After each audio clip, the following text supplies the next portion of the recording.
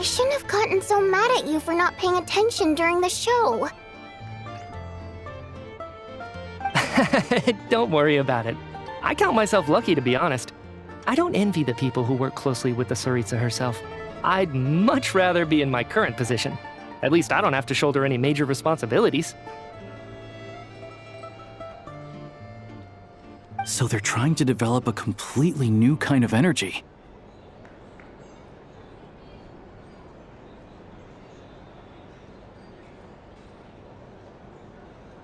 Yeah, censored by a scarf. Who would have thought?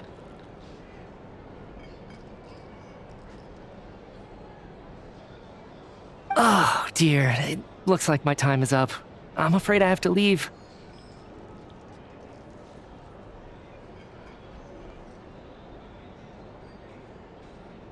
I'm so sorry. We ended up barely talking about the theater. That's okay. It was a pleasure chatting with you, really. Let's make up for it next time. Yeah, hopefully once the work pressure eases up a little, I'll be able to focus more on the performance, and then we'll have more to discuss. We touched on some confidential issues today. I'd be grateful if you could keep it between us.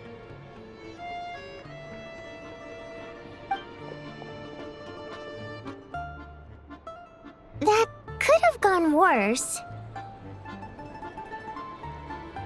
Nice job. Why was Mitya in such a hurry to leave, though?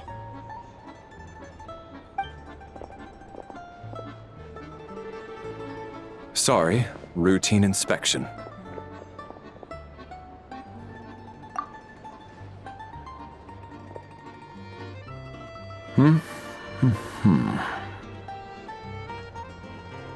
Okay, let's go.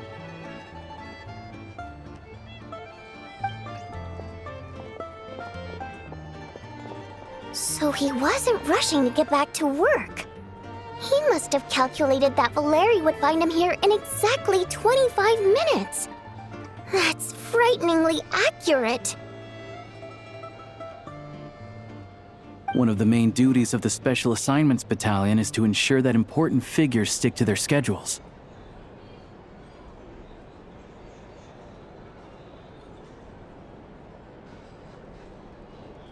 All right, time for us to get going too. Excuse me, check please. We'll settle our check too, then. Oh, hello there. Mr. Mitya paid the check before leaving.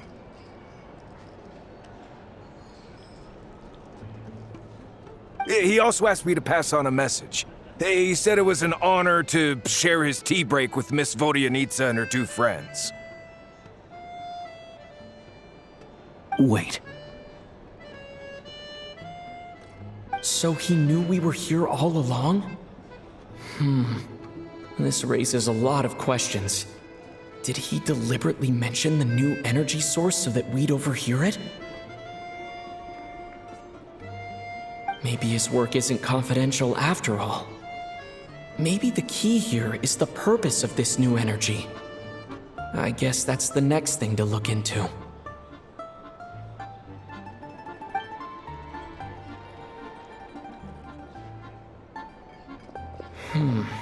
Vodyanitsa and Alosha have left. Time to head back and call it a day.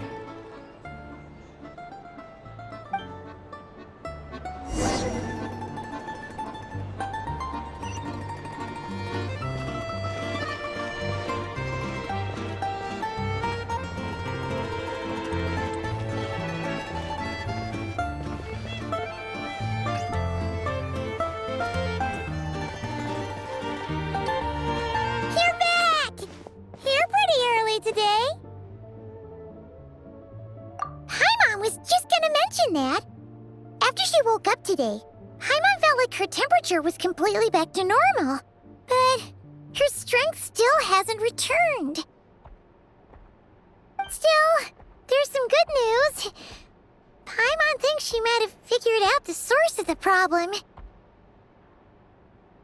It's like there's some kind of mysterious power affecting Paimon. or during any of her travels. She only started feeling this way since we arrived in Snezhnaya.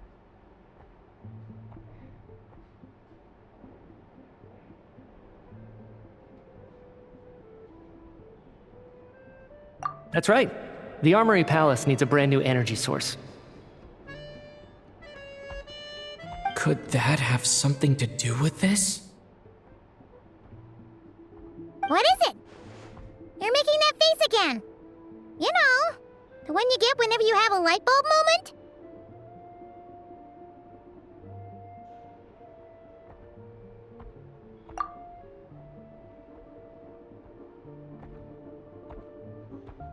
So, they're trying to develop a new energy source here?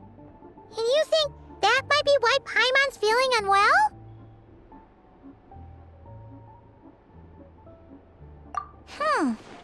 Well, Midia denied that the energy they're researching has any side effects. Although, he did say that people working on the project have been having issues with their concentration and short-term memory. And even so, those are completely different symptoms from Paimon's.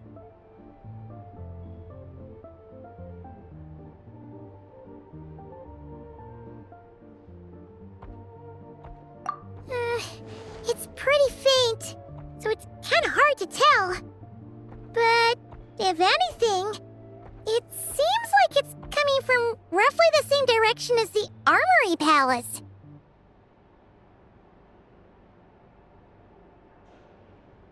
Sure, Paimon's with you there.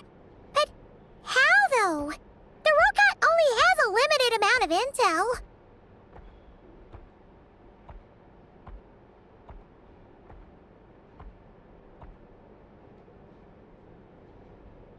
Oh, great point! They argue about Project Stuja every day. If we could sit in on one of their sessions, we might pick up some new leads.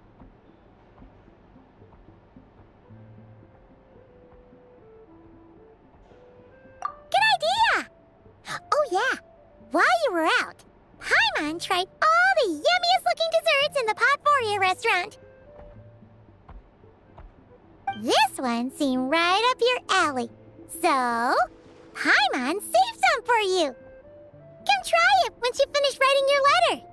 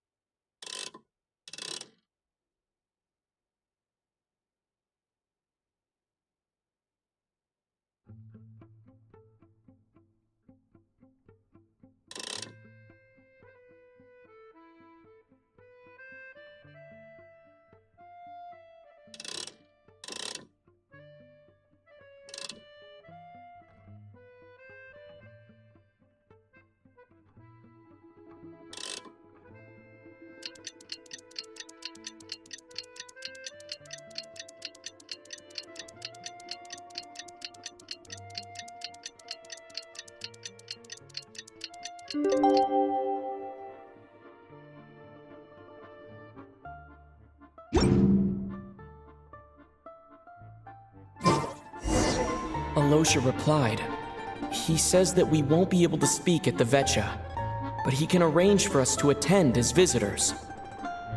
Time to get ready, then head to the Snezhnograd Vetcha.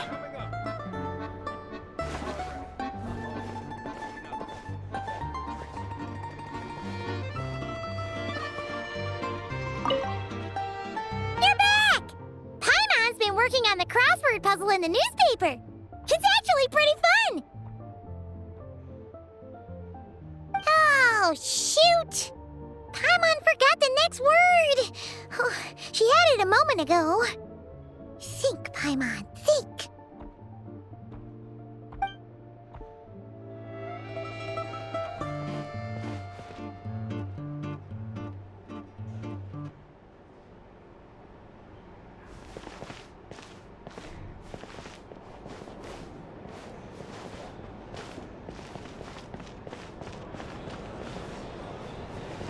Coming up.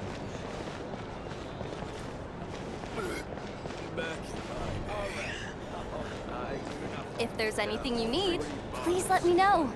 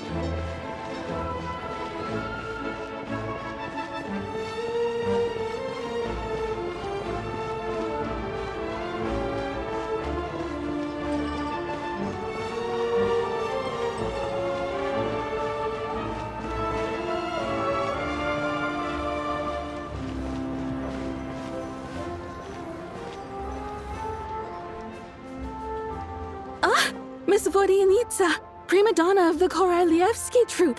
What a surprise meeting you here! Will you be sitting in on a session of the Vetcha? Sorry, I'm not taking interviews today. Oh good, you're here. The session's about to begin. Let's get inside. Please wait, Miss Vodyanitsa. Could you introduce me to your new friend?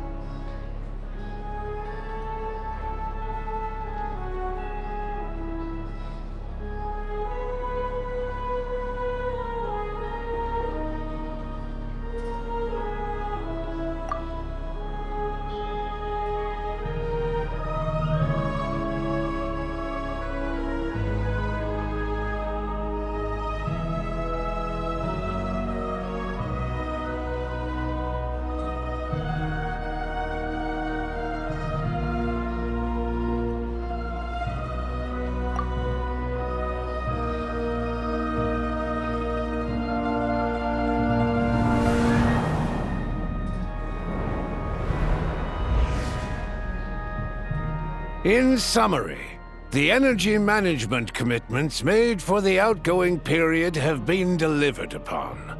Furthermore, Both the production and consumption of Kresnik crystal show clear signs of stabilizing. The relevant agencies have assessed the present circumstances and determined that the status quo can be sustained until the next period. For detailed statistics, I would refer you to the industry reports that have been distributed to all persons present. It should also be noted that while the recent blizzards have led to a significant increase in people's energy expenses, this is strictly a short-term phenomenon associated with a remotely located monster. Her Majesty the Tsaritsa is giving her full attention to this matter. We should have every confidence that it will be dealt with swiftly and conclusively. A financial report on disaster relief is also present in this report, courtesy of Pantalone. They cover the same old ground every single time. The rooster never seems to mind, but everyone else is getting tired of it.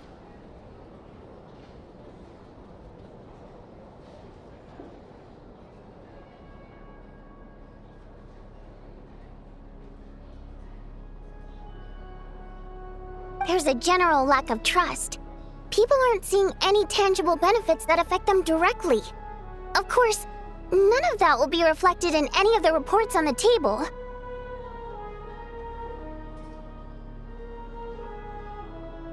Yeah, if it weren't for these hard copy documents, I could have at least made something up.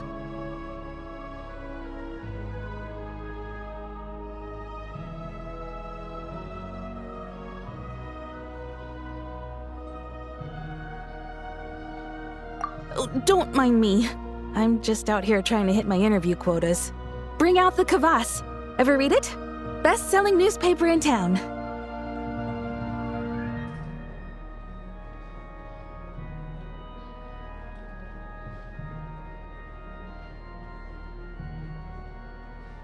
If I remember correctly, you guys don't even have a sales permit. You have to sell from stalls on the street.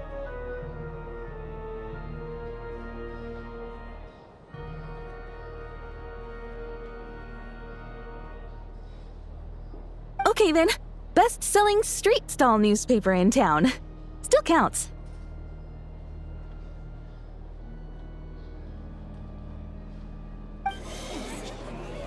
Order! We will now open the floor to the representatives. If there are no further substantive issues to discuss, we will then proceed to a vote on this motion.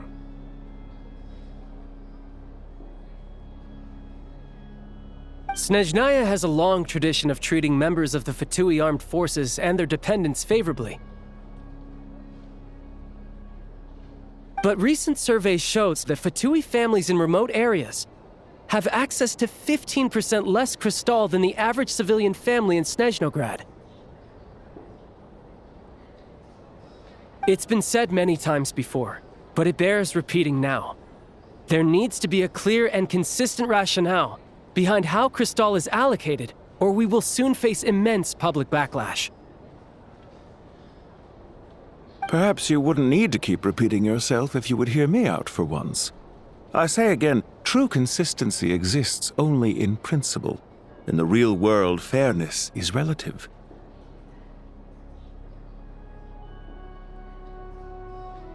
You appear to treat resource allocation as a simple function of production and population. So what about when the equipment used in production breaks down? Have you factored that into your equation? And do you even know how long it's been since Snezhnaya last conducted a census?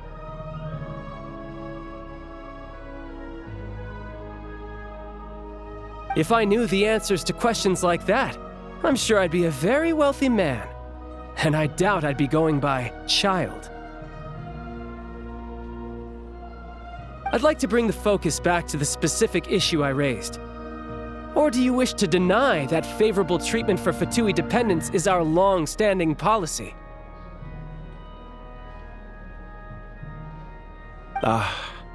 It's easy to be a critic when there's no accountability. That seems to be a running theme in the anti-Project II-Geo cohort.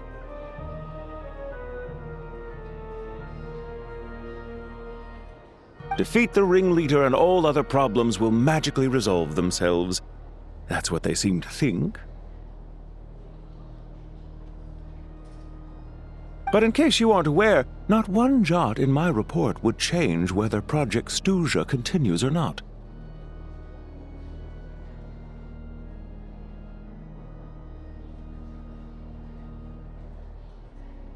So you have no intention whatsoever of finding a solution to this problem?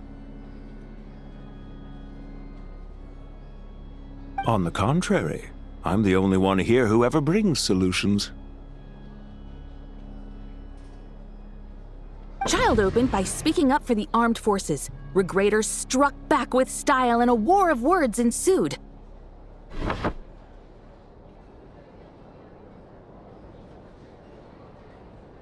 Our reporter was live on the scene to get the audience's reaction as it all unfolded. Who do you support?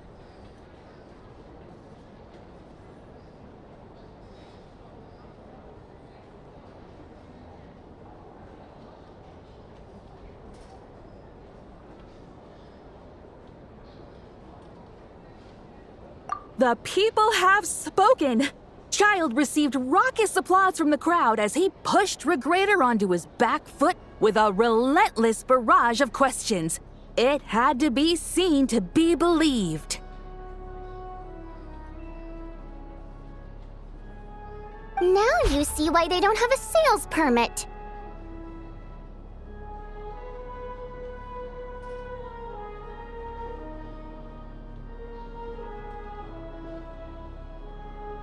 However this reporter wants to spin things, I haven't forgotten that Tartaglia was representing the Northland Bank when we first met in Liyue. So surely, their relationship can't always have been this strained.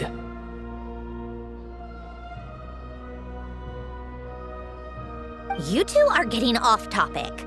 Let's focus on what the data is saying. Mr. Pantalone, may I speak on your behalf?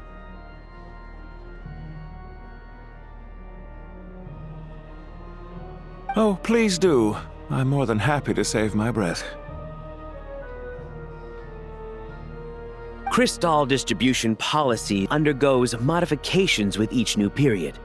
The ultimate goal being to find the most reasonable method of allocation, which I believe is what Mr. Tartaglia also seeks. But I fear many may have been misled on this topic by extremist activists. To clarify, Project II-Geo is not the root cause of the problem. It is merely a framework for resource distribution.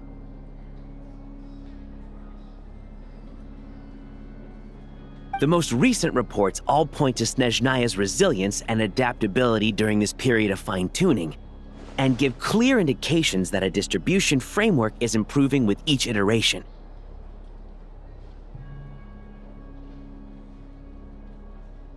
To make drastic adjustments without first considering the risks would likely do more harm than good. It would be a waste of the hard-won experience we've gained to date.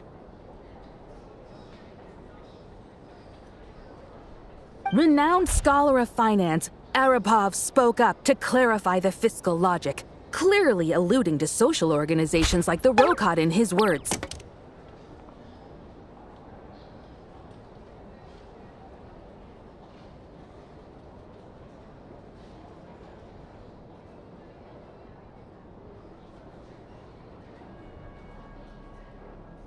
With the notorious Lelex still active to this day, should the Rokot be held responsible? No, there is someone else to blame.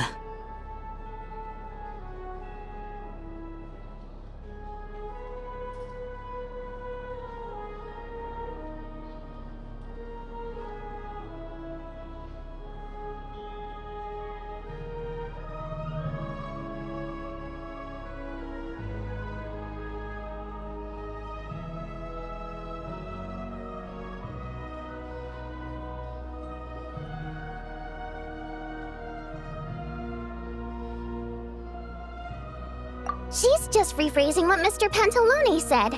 The Rokot are the critics he accuses of taking no responsibility for their actions.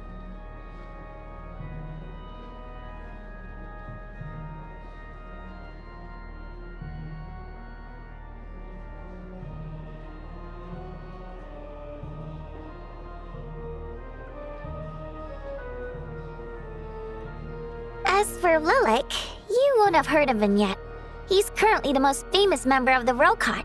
Well, more like infamous. Ending Project Stuja has become an obsession for him. Unlike the more decent ones among us, he believes that votes in the Vetcha are all that matter. So whether it's threats, coercion, or bribery, he'll use whatever means necessary to get people to change their vote.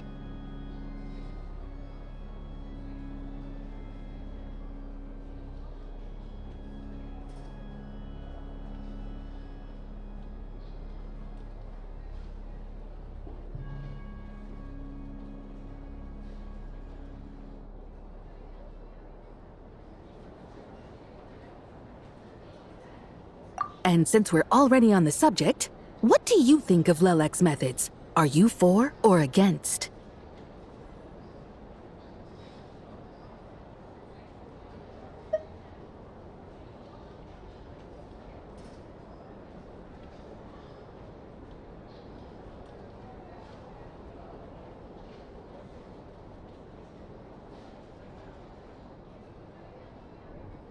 Well, whatever the story is, his actions benefit us all. We stand with Lilac.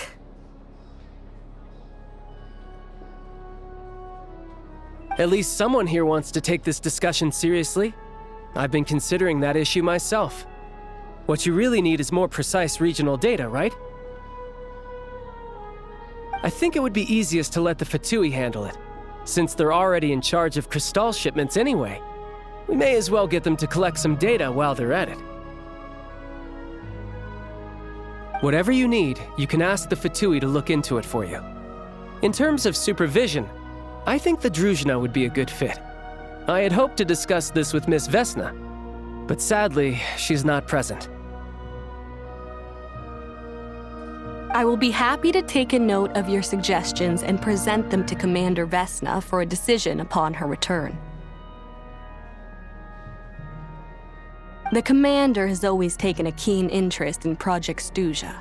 However, given the Druzhna's demanding workload, I'm afraid it may prove difficult for them to provide any practical support. Let us refrain from jumping to conclusions until a concrete and actionable plan is in place. My apologies, Lord Rooster. There are numerous issues to address here, including manpower, time sensitivity, and reporting lines. Nevertheless, I support drafting a proposal. Follow the usual procedure, and it can be raised as a new motion for all parties to evaluate at the appropriate time.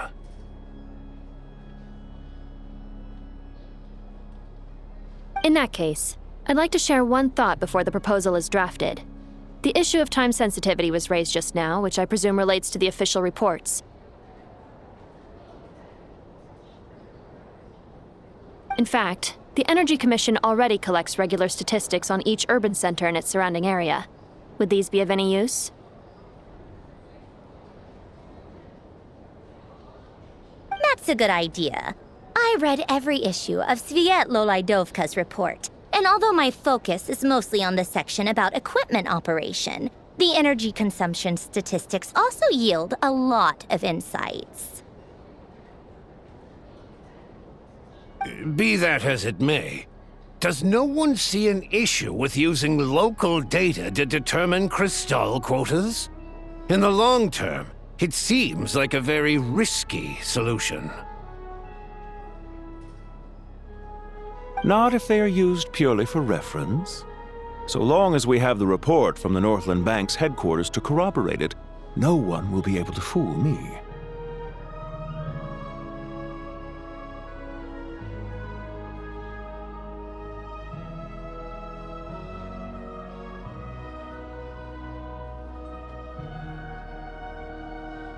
Very well then. It appears that this arrangement is acceptable to all parties.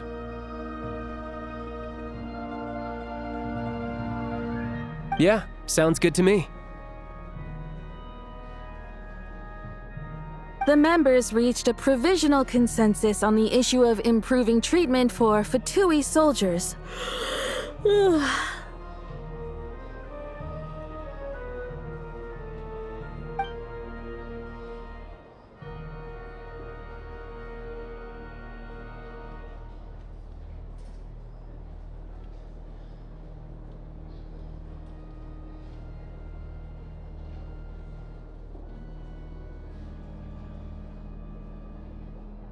Today, the prima donna of the Korailievsky troupe attended a session of the Snezhnograd Vecha in the company of a dashing young man. The question on all our minds is, what is the true nature of their relationship? Write anything like that again, and I'm revoking your permission to interview the troupe. Got it?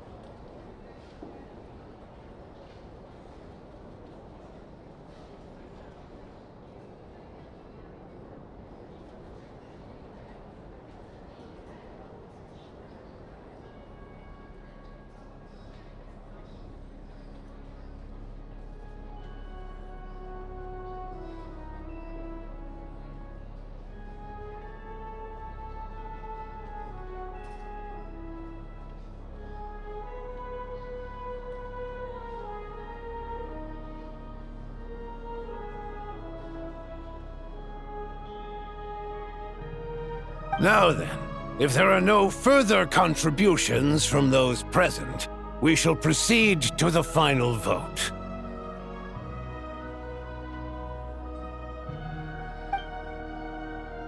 Hey, check it out!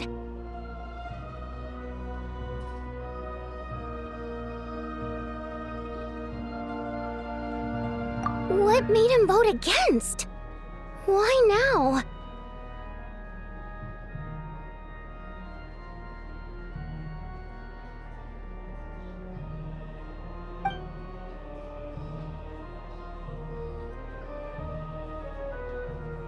The votes have been tallied. Those in favor of continuing Project Stuzha total 61%, securing a clear majority. That was too close. The margin has shrunk yet again. Chuganov was a huge loss.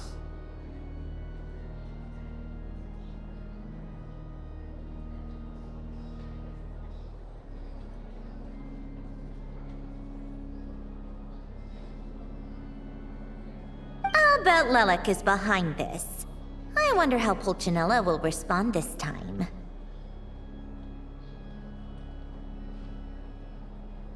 Chuganov.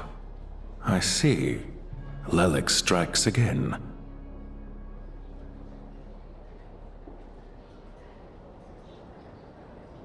Yes, go, Lelek. Once Project Stuzha is defeated, our unwavering support at Bring Out the Kvass will finally pay off when we make our comeback. I can taste our victory already!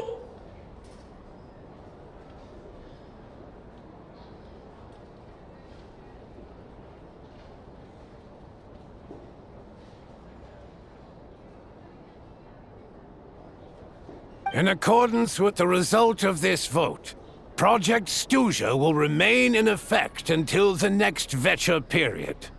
Finally, may I remind us all, we debate only for the greater glory and solidarity of our nation. May the aurora shine ever on, and the tundra always stand firm.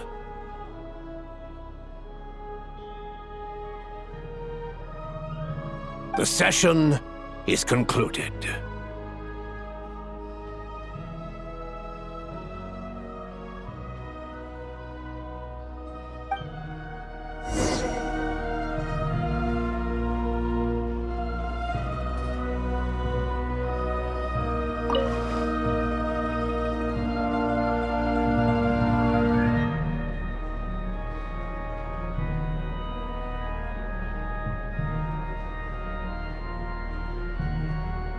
If only I had been born in a romantic time like that.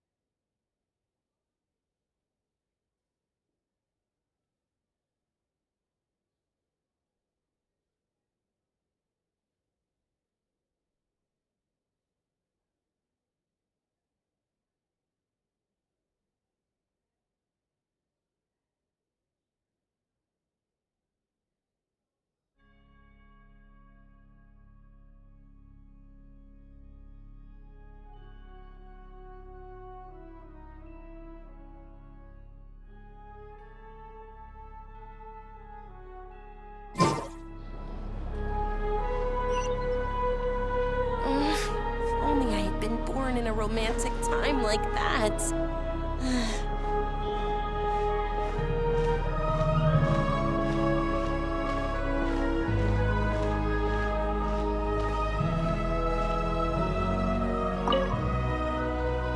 I have to say, I really wasn't expecting Chulkanov to vote against Project Stusha.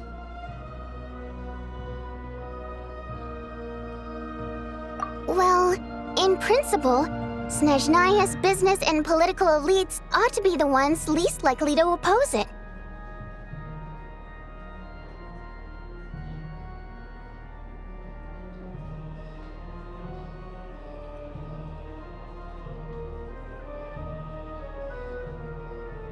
As we heard, Project Stusha is basically just a resource distribution framework that requires everyone to cut back during the winter. But even if the policy got cancelled, the Tsaritsa's energy needs wouldn't suddenly go down. The extra demand from the public would have to be filled from somewhere. So logically, the factories would have to take the hit.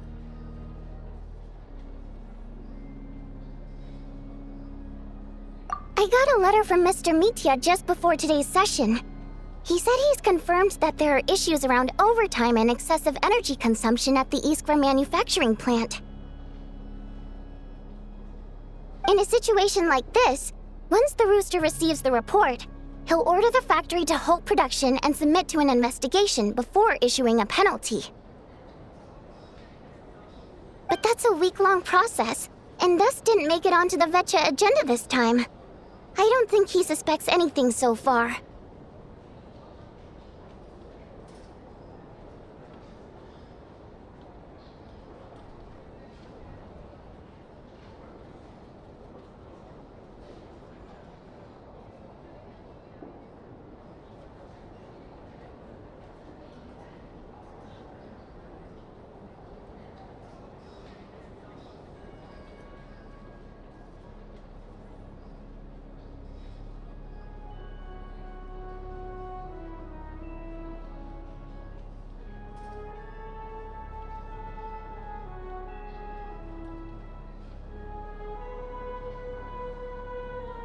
Exactly. And as you know, he's a very selfish person.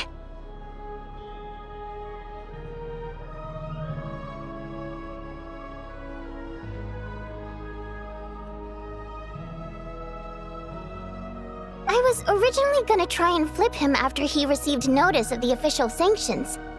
My plan was to convince him that the whole thing was completely unfair.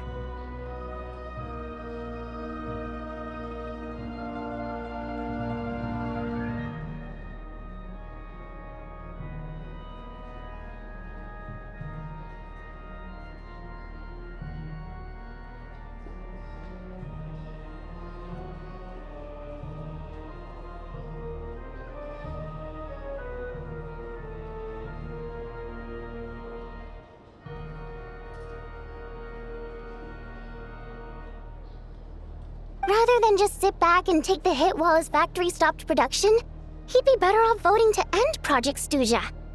At least that way, no one else would be able to make any money either, because all the factories would suddenly have more limited energy to work with.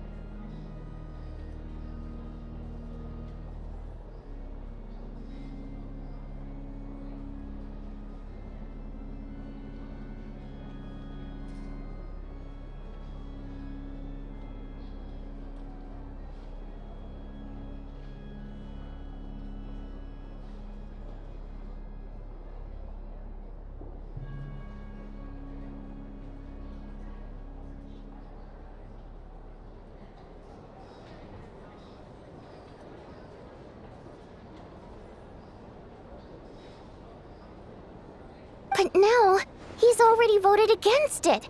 Which means someone must have used more forceful means to change his vote. Just like with everyone else who flipped. Yeah, no one knows why Lilac is so obsessed with ending Project Stuja. But by the looks of it, he's inching closer and closer to success. Lilac must have strong motivations, given how he'll stop at nothing to achieve his goal. Maybe he knows the full truth of Project Stuja. Maybe my next step should be to focus on him. All right. What are your plans for the rest of the day? Shall we head out?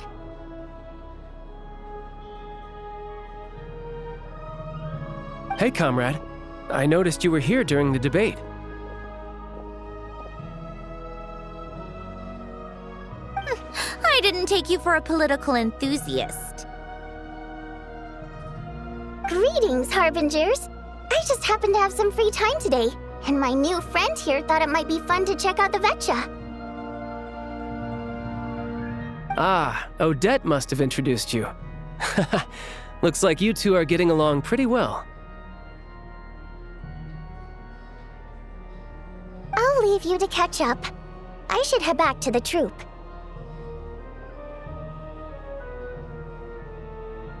Sure. Break a leg and all that.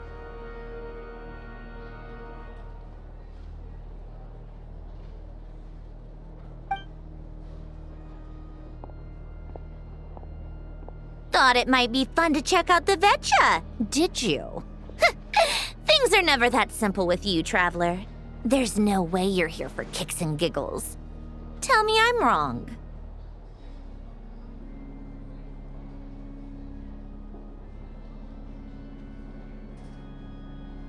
Oh, yeah. To some, he's a captivating enigma. To others, he's the bane of their existence.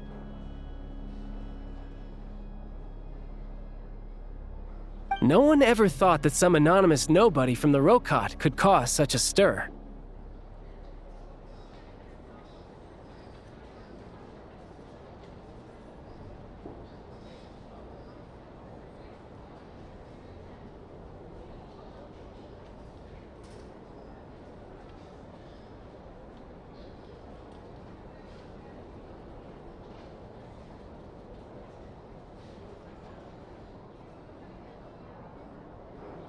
Huh?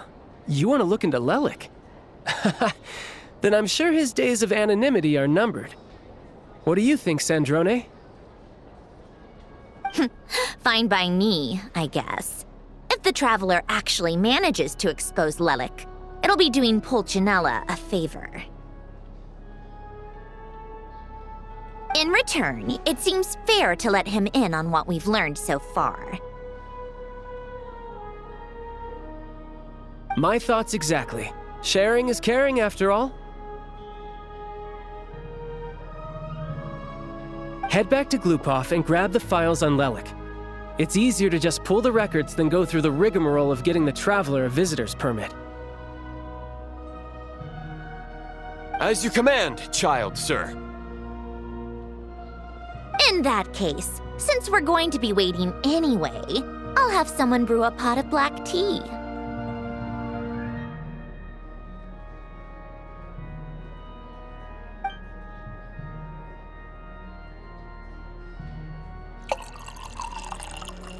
One common thread among the many incidents Lelik has been involved in is that the victims are all too scared to share any real information about him. Clearly, he must have threatened them in some way. His modus operandi is to silently infiltrate the scene and leave a threatening letter behind. But neither the letters nor the crime scenes ever yield any clues to his identity.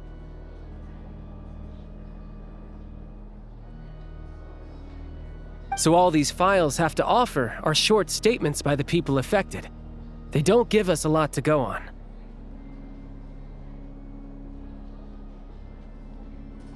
If nothing else, it shows we're dealing with a trained professional who's versed in counter-surveillance.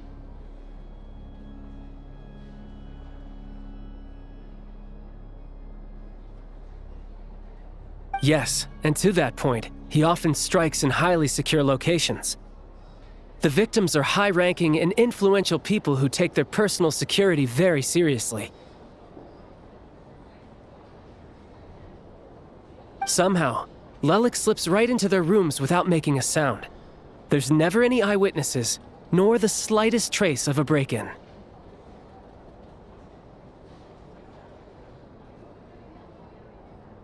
If he can get in and out undetected, it means he can strike without warning. Not that that's ever happened so far, but the thought is enough to scare these people sleepless.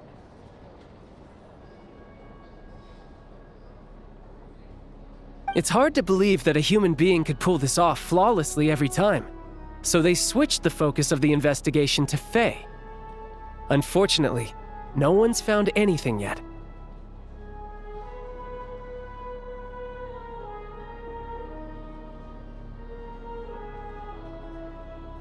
Careful. Don't underestimate me. Although truth be told, I'd probably find it hard not to blow my cover. Direct confrontation is more my style. We haven't ruled out the possibility of Lelik being human. It's just, there can only be a handful of people in all of Teyvat who'd fit the profile.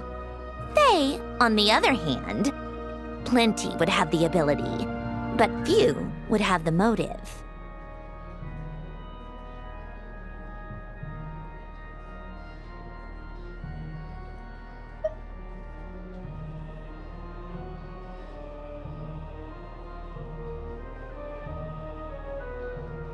No, not as strong as me. You'll never find the culprit with criteria like that. Let's go with a little weaker than me.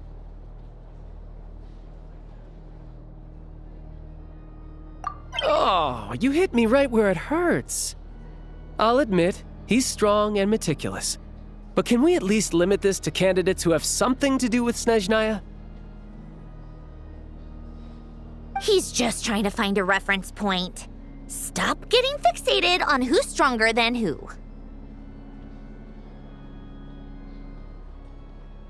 But that's the most important thing. In my opinion, anyway.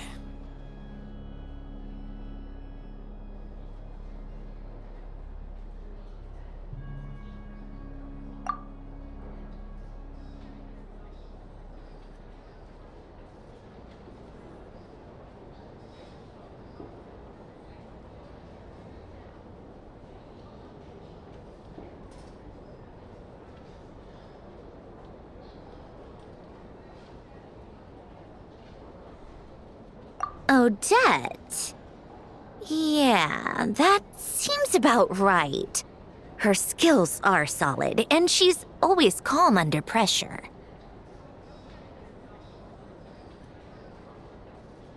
Except she's Fatui, so the likelihood of her working against us is pretty low. But yeah, much more accurate than your previous example, at least.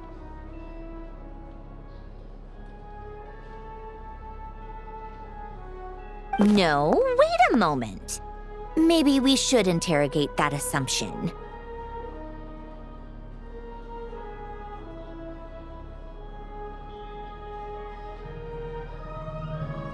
What do you mean? Which assumption? Her Fatui identity doesn't necessarily exonerate her. And when you think about it, the Rokot would be precisely what she needs to conceal her identity.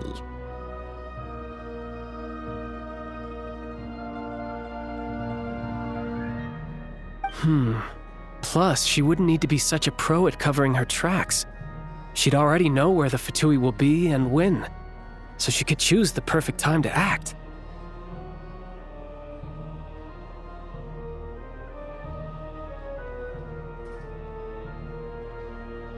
Oh, yikes. I was just thinking out loud. Why is this starting to sound like such a convincing theory? Still, what reason could Odette possibly have for trying to call off Project II-Geo? Arlecchino would be the best person to ask. She knows Odette best. Unfortunately, she isn't back yet. Rosaline used to open up to her in private about her struggles with Odette.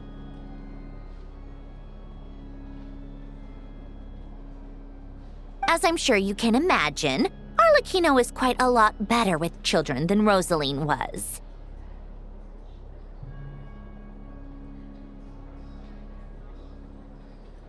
She gave her some tips on how to handle the situation, and Rosaline managed to reach a settlement with Odette before leaving. So I suppose there were at least no lifelong regrets left behind.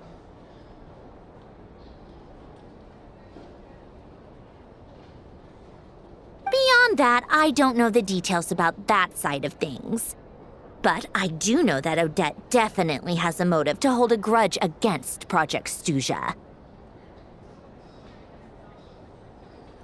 The reason being, her father passed away during the early stages of the project.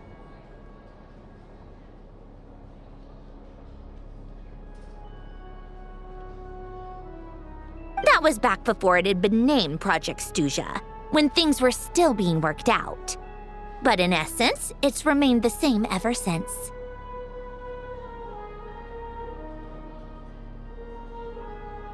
Huh.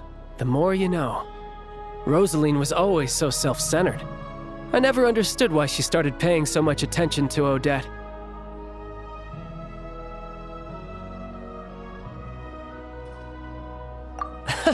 Is that such a surprise? If you cast your mind back, you may remember that Rosaline and I weren't exactly close. We had tea together a few times, but that was about it. Odette's past is no secret. Her father was a fatus and her mother was a very famous ballerina.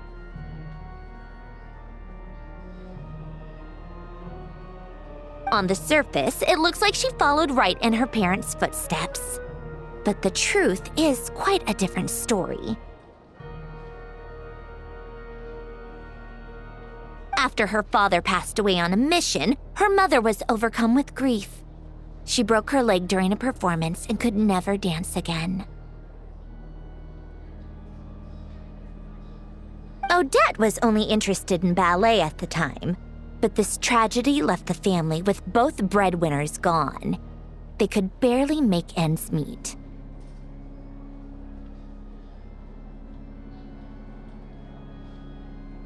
Per Capitano's policy, family members of Fatui who died in the line of duty had to be appropriately accommodated and provided with adequate assistance. So, regardless of how Rosaline may have felt about it, it fell to her to resolve the issue of Odette's family's livelihood. In the end, The solution they agreed upon was to have Odette join the Fatui. Right, because the alternative would have been a one-off compensation payment, I guess. In that sense, joining up was definitely the better option.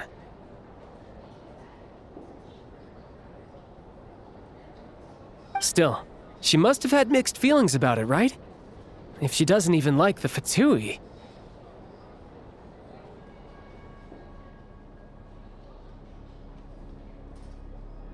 It's just a theory, a possibility. But as a motive for Odette to become Lelik, it holds up.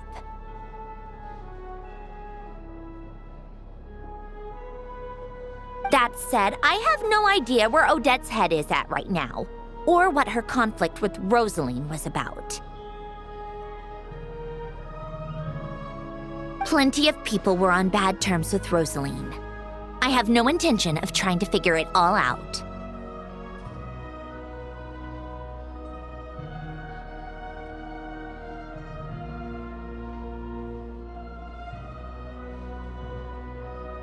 Yes, but there's not much point in discussing that now. Yeah, back to Lelik. Since our investigations so far have turned up next to nothing, we've got nothing to lose by trying a new angle. Funnily enough, Tonya and I had actually made plans to go to the theater tomorrow to watch Odette's rehearsal. Unfortunately, thanks to this Lelik situation, I'll be stuck working overtime again.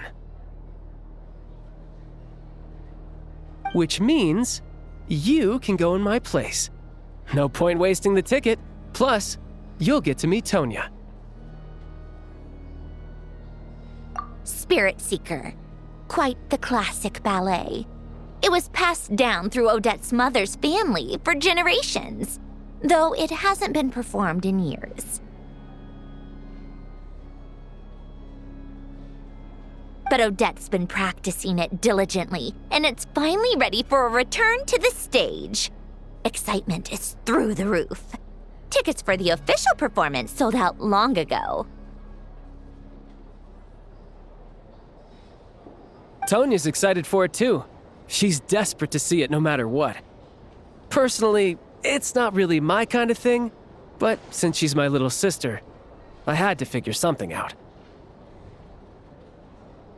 I've actually seen it several times before. The story's pretty straightforward. The lead character follows a trail of clues left behind by a spirit, gradually recovering her memories along the way. It's a tale of love and regret. So not exactly reinventing the wheel, at least by today's standards. But when that classic melody kicks in and the lead character begins to dance, it always gets me. It really is beautiful. Not an easy dance to do justice to, though. I know it's always been Odette's dream to perform this piece, but I'm not sure she's really ready. In that case, I think that even if she is Lelik, we should wait until her performance is over before we respond. I'll let you take it from here, comrade.